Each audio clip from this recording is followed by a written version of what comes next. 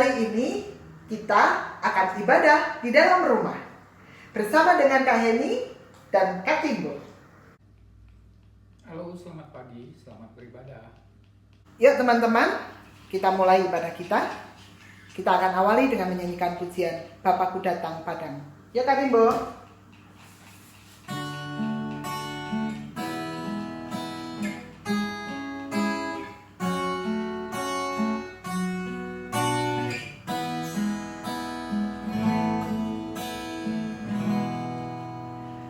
Bapakku datang padamu,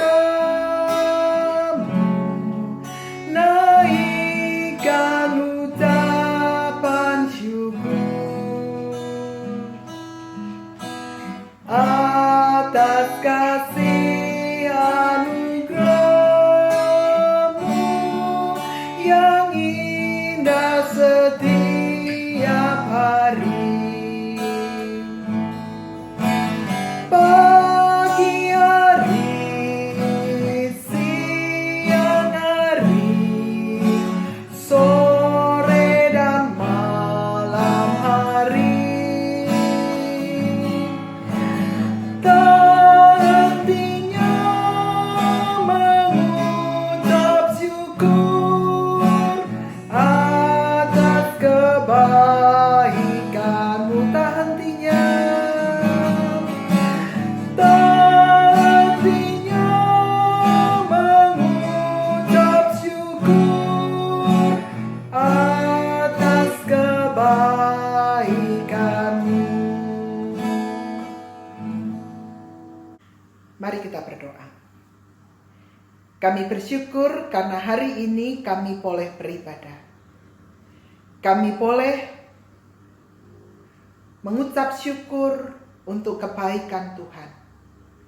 Hari ini adalah minggu di mana Yesus masuk ke Yerusalem dan menyerahkan dirinya untuk menyelamatkan setiap kami. Minggu ini adalah Minggu Palmarum. Bapa, berkatilah kami di dalam ibadah ini supaya kami boleh berjumpa dengan Engkau, berjumpa dengan kasih-Mu. Kami menyerahkan ibadah kami ini di dalam tangan Tuhan. Demi Kristus Yesus Tuhan kami berdoa. Amin. Hari ini kita merayakan Minggu Palmarum, Minggu Yesus masuk ke Yerusalem. Mau menunjukkan kepada kita kasih Tuhan yang besar. Cinta Tuhan yang besar dalam hidup kita. Kasih-Nya lebih tinggi dari langit, lebih dalam dari lautan, lebih indah dari pelangi. Karena itu, kita bangkit berdiri, kita mau menyanyikan setinggi-tingginya langit, lebih tinggi kasih Yesusku. Ayo Kak Timbo.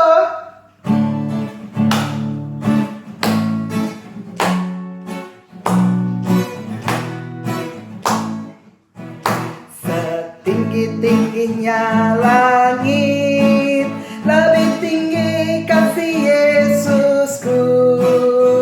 Sedalam-dalam lautan, lebih dalam kasih Yesusku. Seindah-indah pelangi, lebih indah kasih Yesusku. Kasih Yesus, oh kasih Yesus, mengalahkan segalanya. Kasih Yesus, oh kasih Yesus, mengalahkan segalanya. Sekali lagi, setinggi-tingginya langit, lebih tinggi kasih Yesusku. Sedalam-dalam lautan, lebih dalam kasih Yesusku. Seindah-indah pelangi, lebih indah kasih Yesusku. Kasih Yesus, oh kasih Yesus, mengalahkan segalanya. Kasih Yesus, oh kasih Yesus, mengalahkan segalanya. Kasih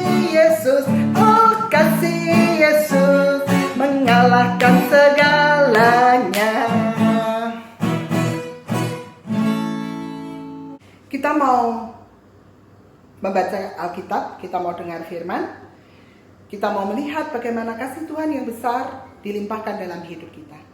Karena itu sebelum kita mendengar firman Tuhan dan merenungkannya, mari kita nyanyi. Baca kitab suci, doa tiap hari kalau mau tumbuh. Ya.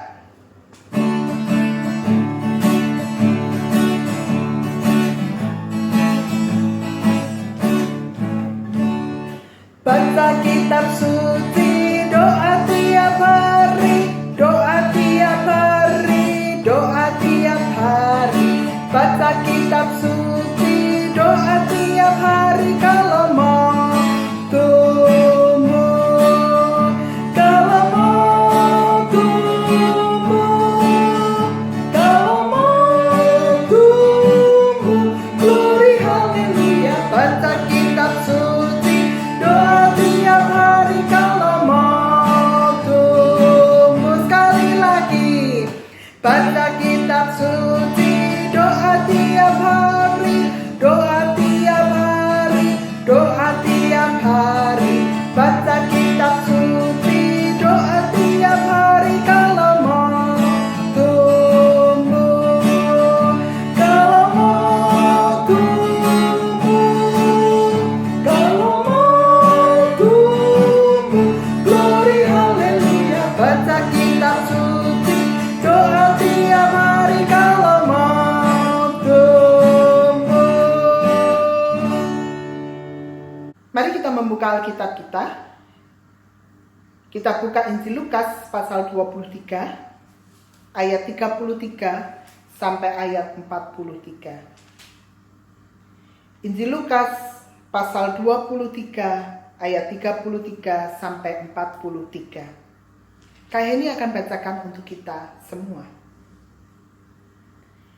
Ketika mereka sampai di tempat yang bernama Tengkorak, mereka menyalibkan Yesus di situ dan juga kedua orang penjahat itu, yang seorang di sebelah kanannya dan yang lain di sebelah kirinya.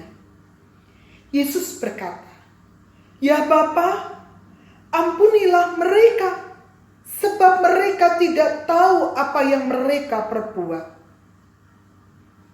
Dan mereka membuang undi untuk membagi pakaiannya. Orang banyak berdiri di situ dan melihat semuanya. Pemimpin-pemimpin mengejek dia, katanya, "Orang lain dia selamatkan. Biarlah sekarang ia menyelamatkan dirinya sendiri, jika ia adalah Mesias, orang yang dipilih Allah." Juga prajurit-prajurit mengolok-olokkan dia. Mereka menunjukkan anggur asam kepadanya dan berkata, "Jika engkau adalah raja orang Yahudi, selamatkanlah dirimu." Ada juga tulisan di atas kepalanya, "Inilah raja orang Yahudi." Seorang dari penjahat yang digantung itu menghujat dia, katanya, "Bukankah engkau adalah Kristus? Selamatkanlah dirimu dan kami." Tetapi yang seorang menegur dia, katanya, "Tidakkah engkau takut juga tidak kepada Allah? Sedang engkau menerima hukuman yang sama. Kita memang selayaknya dihukum, sebab kita menerima balasan yang setimpal dengan perbuatan kita. Tetapi orang ini tidak berbuat sesuatu yang salah." Lalu ia berkata, "Yesus, ingatlah akan aku apabila engkau datang sebagai raja." Kata Yesus kepadanya, "Aku berkata kepadamu, sesungguhnya hari ini juga engkau akan ada bersama-sama dengan aku di dalam Firdaus." Demikianlah firman Tuhan. Yang berbahagia adalah setiap kita yang mau mendengar dan melakukan firman Tuhan dalam hidup sehari-hari. Saudara-saudara, tentu kita pernah nonton film kartun yang bercerita tentang perlombaan antara kelinci dan kura-kura. Mereka harus beradu kecepatan untuk sampai garis finish. Siapa yang menang, maka dia yang akan dapat hadiah.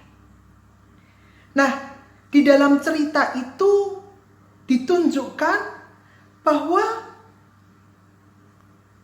tidak hanya kelinci, tapi juga binatang-binatang yang lain itu mengatakan kepada kura-kura, kamu pasti kalah, kamu pasti tidak bisa, jalanmu lambat, kamu tidak akan menang, mesti yang akan menang adalah kelinci. Kenapa? Karena dia berlari dengan sangat cepat, karena dia adalah seekor binatang yang lincah. Pernah lihat itu? Dengar ceritanya? Nonton kisahnya? Ya. Kelinci itu pun juga mengatakan, pasti aku yang menang. Tidak mungkin kura-kura menang melawan aku. Kenapa? Jalannya lambat banget. Bandingkan aku, lebih cepat, pasti lebih menang. Kalau aku bisa berlari sampai garis finish, paling lama 10 menit. Kura-kura sampai garis finish, mungkin bisa 1 jam, 1 hari, bisa sampai besok pagi. Saudara-saudara semua mengejek kura-kura dan mengatakan pasti kalah. Apa yang dilakukan oleh kura-kura? Dia tidak melawan. Dia berjalan, berjuang terus. Pokoknya apapun yang terjadi, aku harus sampai garis finish. Kalau ini pertandingan, maka akan kulalui. Saudara-saudara pernah mengalami seperti yang dialami oleh kura-kura? Diejek, dicela oleh teman-teman kita atau oleh siapapun? Sikap yang seperti apa yang kita tunjukkan? Mungkin kita mengambil sikap sama seperti kura-kura. Sudah, diamkan saja. Kenapa? Nanti kalau dilawan, maka orang yang ngejek itu akan terus ngejek. Dia akan senang, dia akan bahagia, dia akan membuat ejekan-ejekan yang lebih lagi. Sudah, diamkan, tidak usah ditanggapi. Daripada nanti kalau ditanggapi malah semakin menjadi. Saudara-saudara, mungkin kita akan mengambil sikap sama seperti kura-kura yang memilih untuk diam dan melakukan apa yang harus kita kerjakan tanpa memberikan komentar, tanpa melawan atau tanpa melakukan apapun. Sudah, pokoknya diam. Mungkin ada dari kita yang ketika diejek, ketika teman kita itu menggoda kita, ketika teman kita itu menceritakan hal yang buruk, maka kita mengatakan kita nggak boleh diam. Kalau kita diam saja, maka mereka pasti akan terus mengejek kita. Karena itu apa yang dipilih? Ada orang yang memilih sikap yang kedua, tidak diam, tapi melawan. Mereka membalas ejekan-ejekan teman-temannya.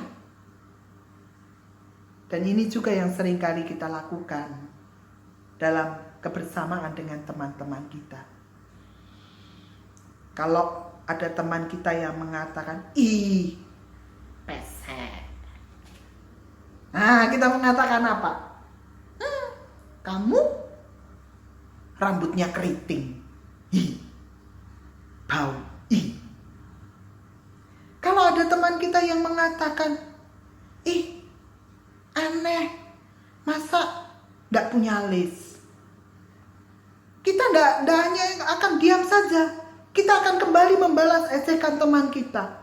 Sehingga menjadi suasana yang ramai. Dan bahkan kita mengatakan, aku tidak mau berteman dengan dia. Saudara-saudara, ketika kita melihat dan mengalami punya teman yang suka mengejek, suka menghina, suka mengolok-olok, seringkali kita memilih untuk membalas ejekan-ejekan itu. Atau kalau tidak, kita memilih untuk diam. Tidak mau ngomong apapun, tidak mau bersikap apapun, juga tidak mau bergaul dengan teman kita. Kita memilih menjauh ketimbang kita sakit hati. Nah, saudara-saudara, bagaimana ketika kita berjumpa dengan teman-teman kita yang suka mengejek, suka menyakiti hati kita?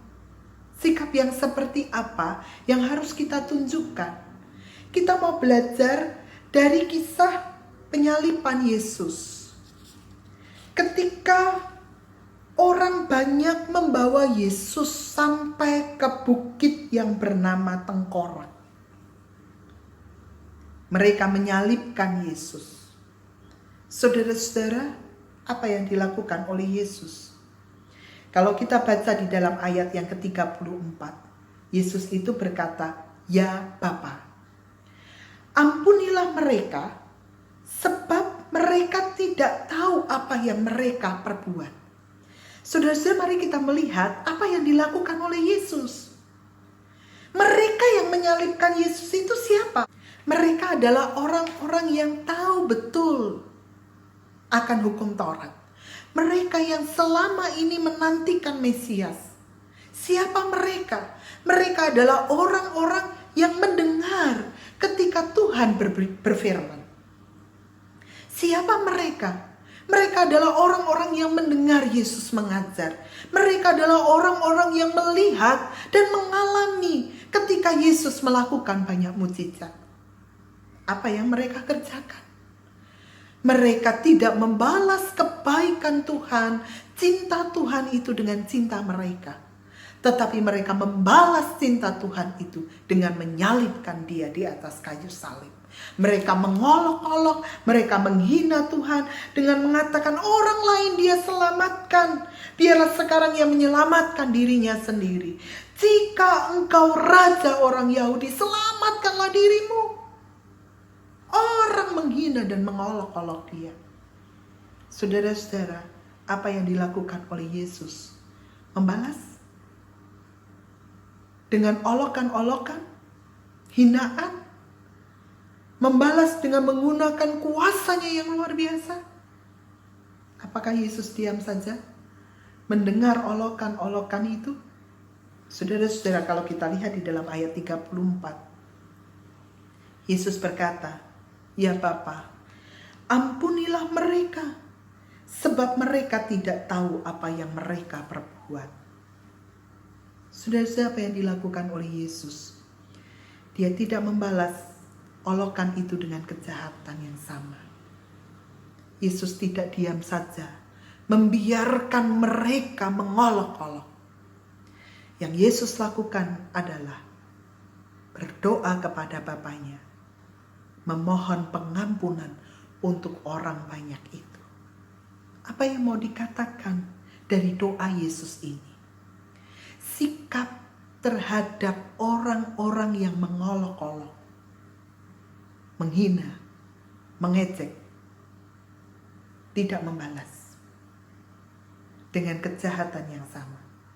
Tidak memilih berdiam diri, terserah. Yang Yesus pilih adalah jalan damai, mengampuni. Dan inilah sebetulnya gambaran kasih itu seperti apa. Kasih itu bukan hanya karena saya mendapat, bukan supaya saya mendapat, tetapi kasih adalah walaupun saya terluka,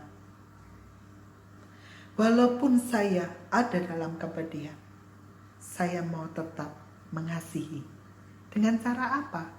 Dengan cara mengampuni, memaafkan, supaya mereka juga beroleh kasih Tuhan. Ini juga menjadi pengalaman seorang yang bernama Jackson. Pada tahun 75, dia harus mengalami peristiwa yang menyakitkan. Dia divonis 39 tahun berdiam di dalam penjara.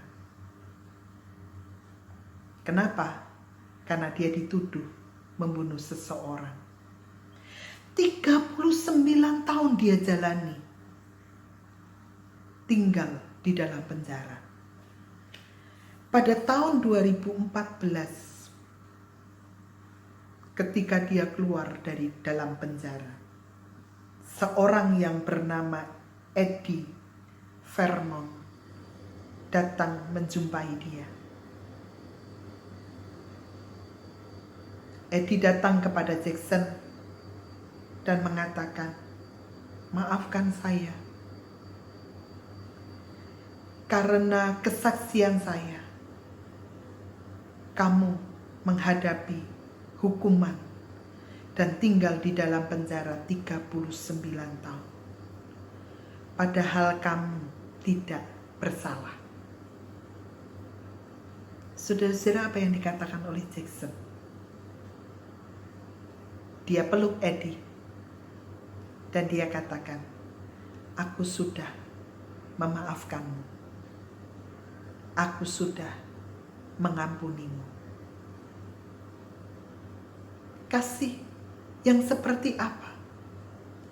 Kasih walaupun pedih, walaupun sakit, kita tetap dipanggil untuk mengasihi.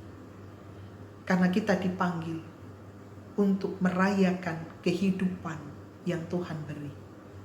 Karena itu teman-teman, mari kita belajar untuk mengasihi orang-orang di sekitar kita. Walaupun pedih, walaupun sakit, kita mau katakan, "Aku mengasihimu karena Tuhan sudah mengasihiku dan mengasihimu." Tuhan memberkati. Amin. Kita sudah dengar cerita bagaimana kasih Tuhan diberikan pada kita. Walaupun pedih, kadang terluka, tapi kita diajar untuk tetap menunjukkan kasih yang Tuhan sudah berikan kepada kita. Karena itu, mari kita katakan kepada orang tua kita yang ada di samping kita, katakan kepada adik kita yang ada di sebelah kita, "Ku kasih kau dengan kasih Tuhan."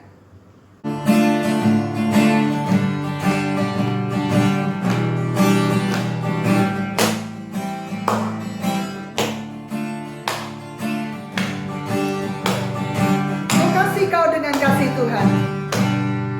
Ku kasih kau dengan kasih Tuhan.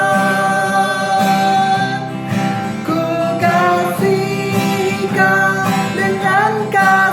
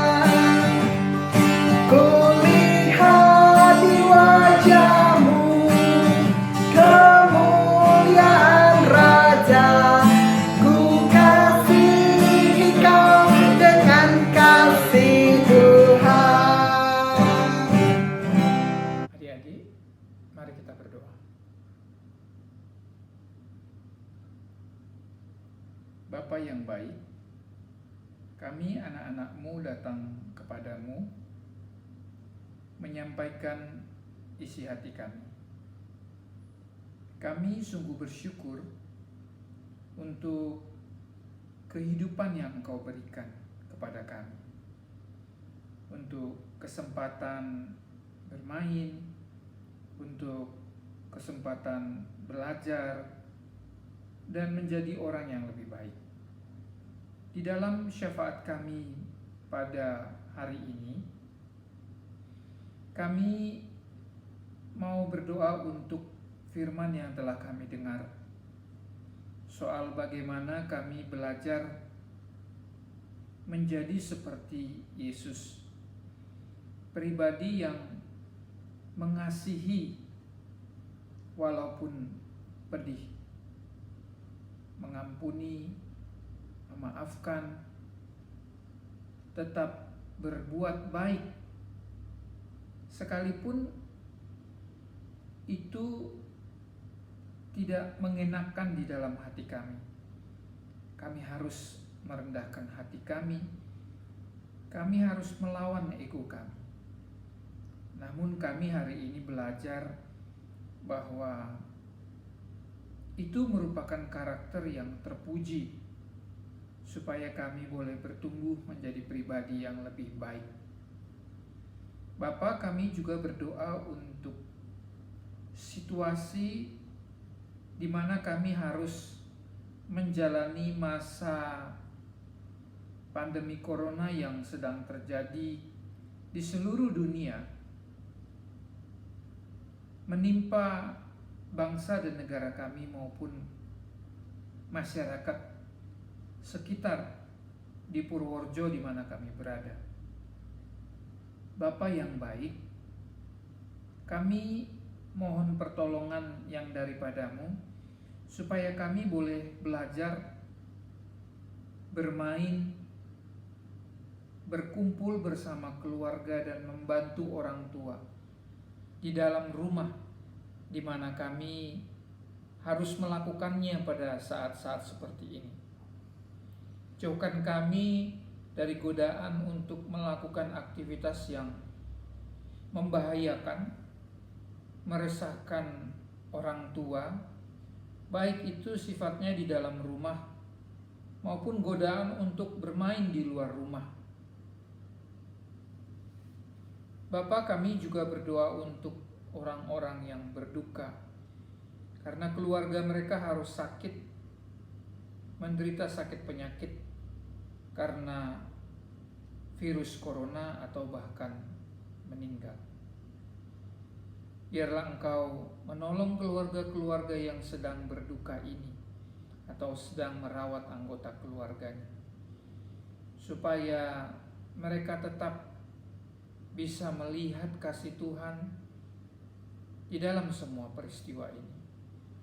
Kami juga ikut berdoa buat pemerintah kami, untuk para tenaga medis dan petugas-petugas lain yang harus ada di luar rumah, jauh dari keluarga mereka, bersusah payah untuk menolong orang yang sedang menderita sakit penyakit pandemi corona. Biarlah Tuhan menjagai mereka juga, sehingga mereka terhindar dari mara bahaya maupun sakit penyakit. Inilah Tuhan doa kami. Kami percaya Engkau Bapa yang begitu baik, yang mengasihi kami, teman-teman kami, keluarga kami, dan seluruh umat manusia. Kami percaya dan kami bersyukur bahwa kami memiliki Bapa seperti Engkau.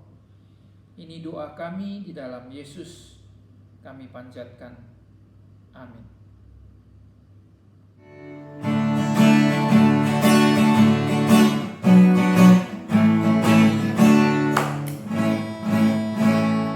Kasih-Nya seperti sungai, kasih-Nya seperti sungai, kasih-Nya seperti